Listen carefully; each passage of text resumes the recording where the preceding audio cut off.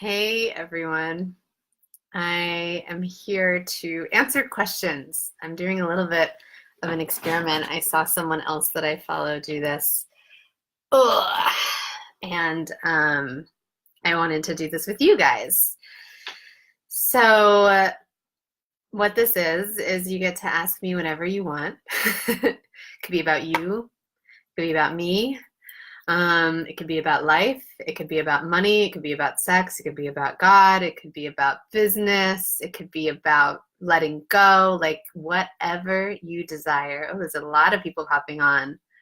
So anything that's coming up for you, you can ask. And if you want, you can even join me live. Hey, Savvy. What's up, sister? If you want, you can join me live, and then I'll come up with some sort of gift to give to you.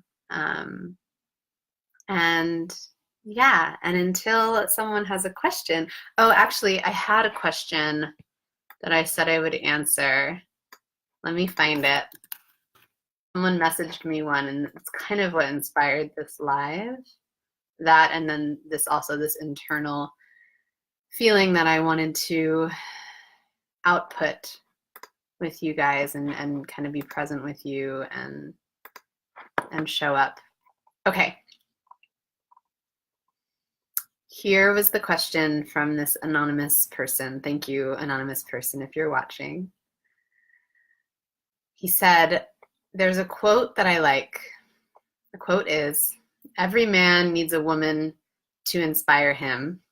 I've already got stuff to say about this. Hold him to his highest ideal self and remind him of his nobility and greatness. And another one to help him forget all that. And his question is, do you agree that it is the same for a woman? Okay. All right. Are you ready?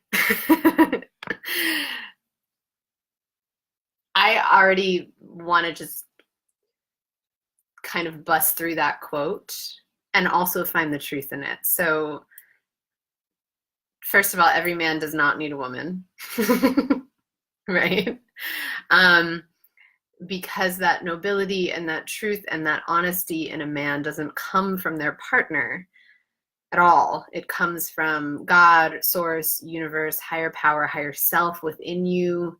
The truth, it comes from the truth. A woman is simply a reflection and a mirror of that truth that you possess. And so the women that show up in your life, dear one who asked this question, see them as mirrors and reflection of you. So if they're mirroring your nobility, if they're mirroring your honesty, then know that you are, that that you're starting to walk and live in that, right?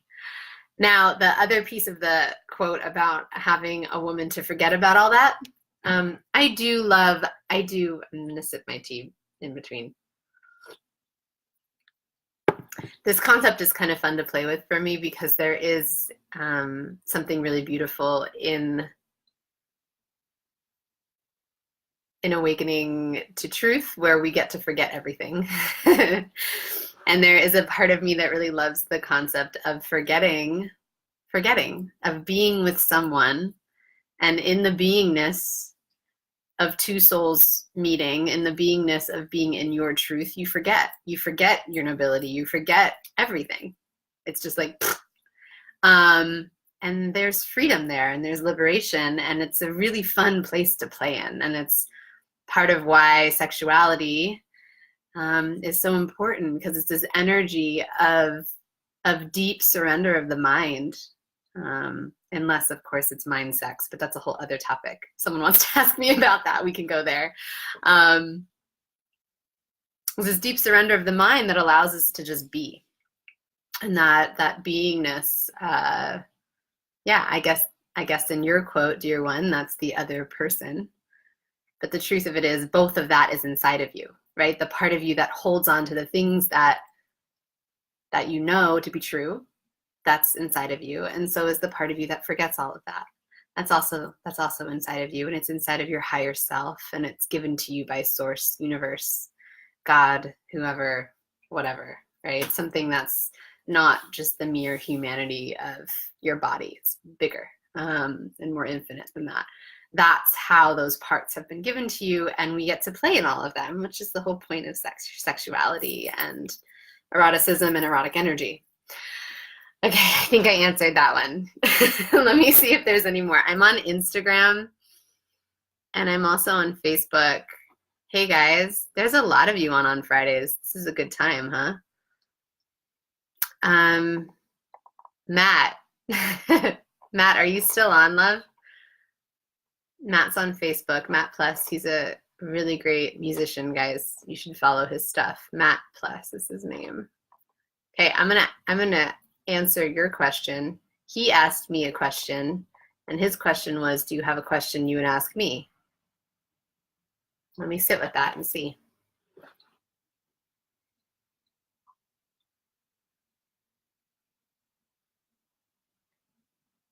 Yeah, Matt. There is a question here, Matt. I'd like to know what turns you on. And the reason I'd like to know that is because I don't know why. Do I really have to give an answer to that? No, I desire to know what turns you on.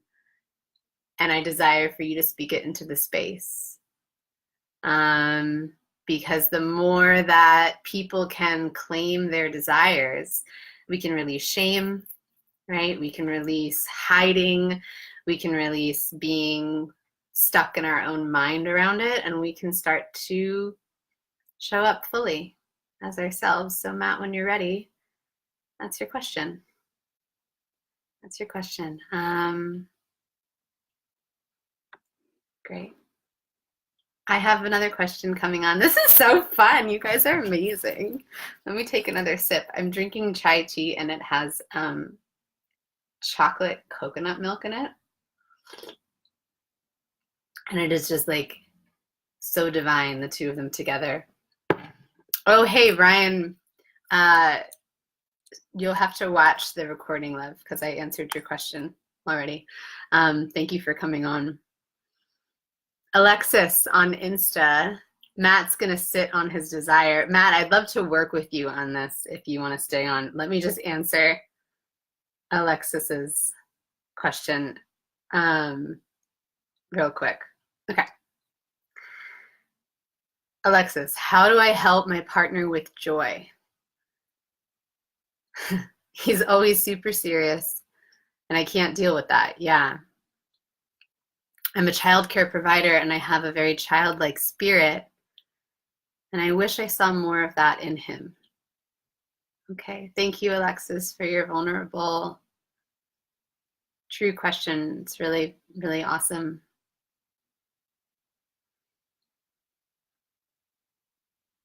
Okay, so our partners, like I said with the last question, our partners are simply mirrors of ourselves. And every, where does Genevieve want? I have the answer like in my body, and now I just have to translate it to words for you guys. The answer, but my take on it, right? In my journey. So every relationship, right? In every relationship, we get to have the opportunity to grow into our true self. And in this relationship that you're in, Alexis, there is an opportunity here to, I don't really like the word grow because it's already in you. So more like shift into or rediscover a part of you that is fully accepting, loving, and full of love for a part of him that feels triggering to you.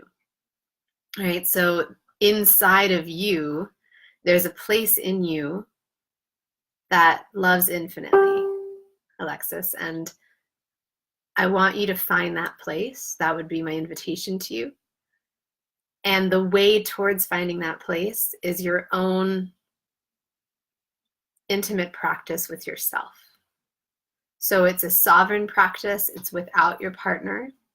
It's an intimate practice where you check in to your turn on. You check into the place that you love yourself so deeply, even the parts of you that seem a little boring, right? Because that could be this trigger point here. Or the parts of you that, I don't know, I'm just getting this intuitive hit, and it might be total hallucination, but this part of you that may feel kind of childish and there may be shame around it, or there may be a part of you that has a similarity in your partner and there may be shame around it. Finding that place inside of you, finding where she lives, and then reclaiming her by loving her, by pulling her into your awareness and turning pleasure on. What that does is it'll amp up your joy so much. It'll amp up your own energy and love towards yourself so much that everything that he does, says, breathes, the way that he moves, right? Everything that he does is simply a gift to you, right? Everything is a gift to you so that you can see everything that's happening and turn it to, wow, like, look at this great experience. This is fascinating. Like, look at this experience that my partner is acting seriously, and I'm feeling, what words did you use? I don't want to put words in your mouth. Oh, and that I can't deal with that. So this place of love inside of our bodies that we find through our own self-intimacy practice actually can deal with everything, and they don't really have to deal with it because everything's already accepted, so they just let everything in, right? That's the part of ourselves. And in that, you can find your true yes and your true no. And if there are places where a boundary feels like it needs to be there in order for you to honor your true no, then go for it. But in the meantime, what I invite you to play with is that place of deep acceptance for yourself first, before you even go to worry about your partner. Okay, so Alexis, I'd love if you could comment and just let me know what resonated. It's so weird not seeing your face. I want to see your face. So if you guys ask another question and you can join in video, that would be awesome. I'd love to see faces. But thank you, Alexis. That was a brilliant question. Thank you. Okay, let's check out. I'm on Insta and Facebook, so there's a lot happening. And if you want to be anonymous and you want to Facebook message me, you're welcome to do that.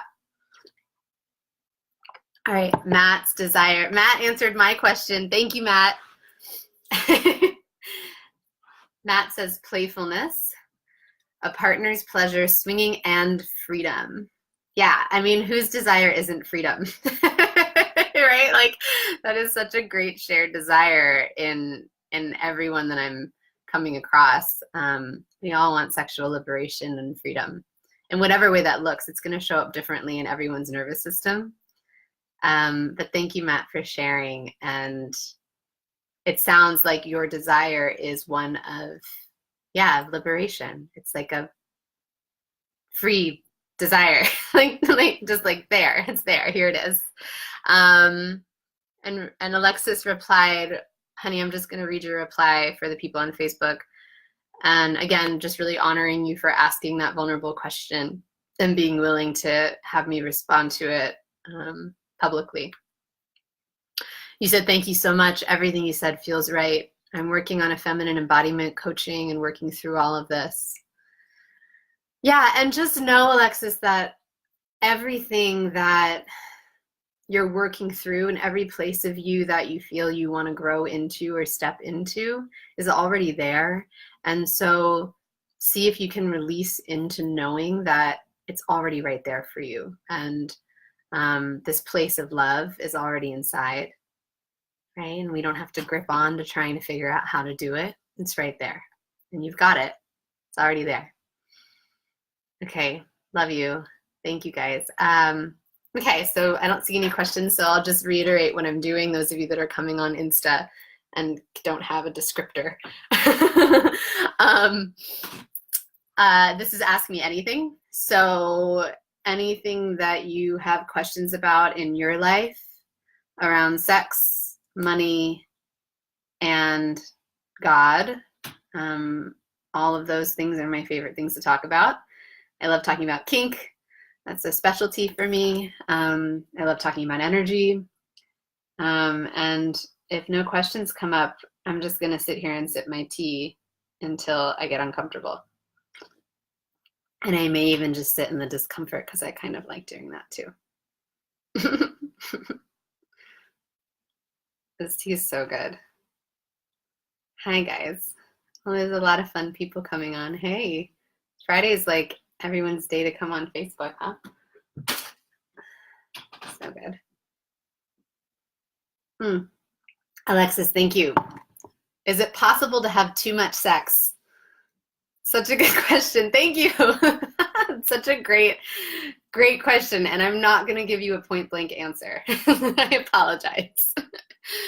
It depends on your system, right? So sex is, there's a misconception in our society that good sex equals one way and one thing. It's kind of like saying that good sex is, or that good food is only one type of food, right? So I got distracted because I was reading other people's stuff. Let me stay focused here. Yes, so it's kind of like saying that a certain cuisine is like the good kind of cuisine, okay? Which doesn't really happen. So for this, I'm going to answer this question through the framework that I love the most in talking about this stuff, and it's through the erotic blueprints. So if you are an energetic erotic blueprint, which means that, and I'll post the quiz link so you guys can figure out what you are after these lives are over. Oh, and if you're on Instagram, you'll have to jump over to my Facebook page to get it. Sorry. If you are an energetic, and one of the superpowers of the energetic is that they can have full body orgasms without having to be touched. I'm an energetic. I love being an energetic. I wasn't always an energetic. This is new. It popped recently. The shadow of the energetic is that they can get overwhelmed. So can an energetic have too much sex? Absolutely. Right? Can an energetic have too much energetic sex where there's no touching? Probably not, right? Because that's feeding to the energetic. And then there's a sensual, right? That's the one, sensuals are very cued into their five senses. Their superpower is that they're going to set the scene really beautifully. They're going to know like what candles to light and what music to play, and their house is going to look really lovely, and they're always going to smell good. The sensual will often go into their heads around sex and around orgasms. That's one of their shadows. And so it kind of depends on the sensual. Most likely the sensual can't have too much cuddling ever, or too much physical touch ever, right? Or too much massage, but they may feel like they have too much sex, right? Like their nervous system might get overloaded. And then there's a sexual. The sexuals like penetrative sex. They like to go right to orgasm. And remember, these are all based on how your nervous system is wired in the moment. And it can change, which is why you have to learn all of them, because mine has already changed 3 times in 2 years. The sexual, they want the orgasm right away. Right? They're going for the penetration. Sexuals are most likely going to say that they can never have too much sex, because for them, sex is like eating or sleeping. It's a necessity for them. And then the kinkies are, they don't even need to have like sex, right? The kinkies are, meaning penetrative sex. Kinkies are turned on by taboo. They're amazing with fantasy play. Their shadow is shame. A kinky most likely won't feel that they can have too much of their type of sex, which is like kinky play. Except what might happen is they may fall into shame spirals. Like, my desires are not okay. Why am I doing this? Right? They might get stuck in it and then have trouble branching out. And so that might be their too much place. And then a shapeshifter likes all of it and often likes all of it all at once. And the shapeshifter's nervous system wants it all, right? They want it all. They want to experience everything. They want multiple hands, multiple things happening. For them, their biggest shadow is that they feel like they're too much. And so, Alexis, maybe that's what you are, and asking that whether or not you can have too much sex, right? That there's this fear of like, oh my God, is this too much? Am I too much? Is this okay? And for a shapeshifter, I would say keep having all the sex. Like, let yourself have it all, because your nervous system is ready to receive all of it and it wants to have it all. And we want to just keep up leveling your pleasure ceiling. And, you know, and there are moments that when we have so much pleasure that we may go into blowout, where it feels kind of like, whoa, I'm expanding, and then we like numb out, and then we contract after. So we start to freak out and we go into this shame space, sadness, grief, whatever. So sometimes we can blow it out a little too fast, right? And so we need to titrate it. But as long as there's enough time for the nervous system to integrate what's happening, then, and that's really in all the blueprints, then I would say, no, the answer is, you know, have as much sex as you want. It's about being conscious around it. Okay, I only have 3 more minutes and I've got 2 questions. So I'm going to answer one of them and then we'll have to do this again. This was really fun. Alexis sent a follow-up. She said, I love intimacy, but I think sometimes it gets mixed up. For me, intimacy is cuddling and massages. Yes, so you're essential, my love.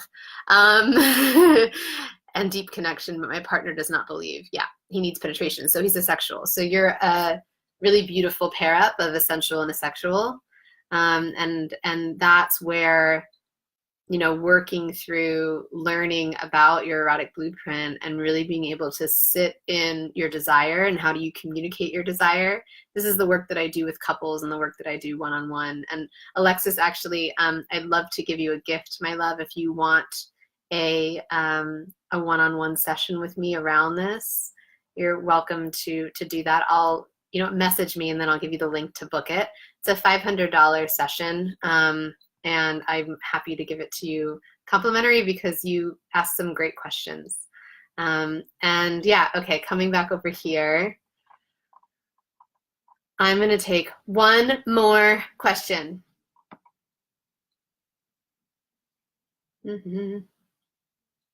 Okay, Victoria, I'm gonna take yours. I really like, Alexis said that I just hit the lottery, thank you. Of course, I'm so excited to work with you. You've got it. This is going to be really cool.